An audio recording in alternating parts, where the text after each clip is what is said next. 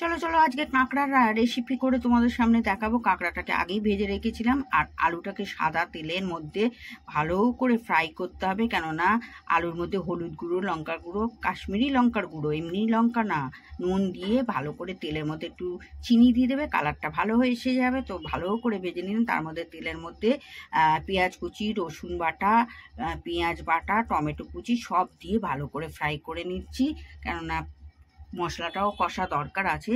আর এখানে আদা বাটার সঙ্গে ধনে গুঁড়ো, জিরের গুঁড়ো, ধনের গুঁড়ো আর হলুদ গুঁড়ো, লঙ্কার গুঁড়ো সব দিয়ে ভালো করে কষে নিলাম। একটু জল দেবে, আর মিষ্টি দিও, নুন দিও পরিমাণ মতো।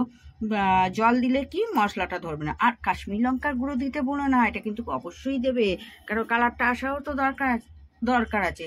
আর আমরা একটু মিষ্টি খাই, ঘটি তো, একটু মিষ্টি না দিলে হয় না। তো একটু গরম জল থাকলে গরম জল দেবে, আর না হলে আমি নর্মাল জলেই করে নিলাম। আর দেখো, ধনে পাতা কুচি, লঙ্কা আর ঘি গরম মশলা দিয়ে, উফ, দারুণ গন্ধ বেরিয়ে গেছে কিন্তু। আর কাঁকড়া আমার ভীষণ প্রিয়। তোমাদের কার কার প্রিয় তোমাদের কমেন্টে জানিও। আর ঘি গরম মশলা দিয়ে নামিয়ে নিলেই আমার গরম গরম কাঁকড়া রেডি হয়ে গেল। তোমরা যদি খেতে চাও আমার বাড়ি আসতে পারো। আর ভালো ভালো রেসিপি আনতে গেলে তার জন্য বুলার আড্ডা ঘরকে চ্যানেলটাকে সাবস্ক্রাইব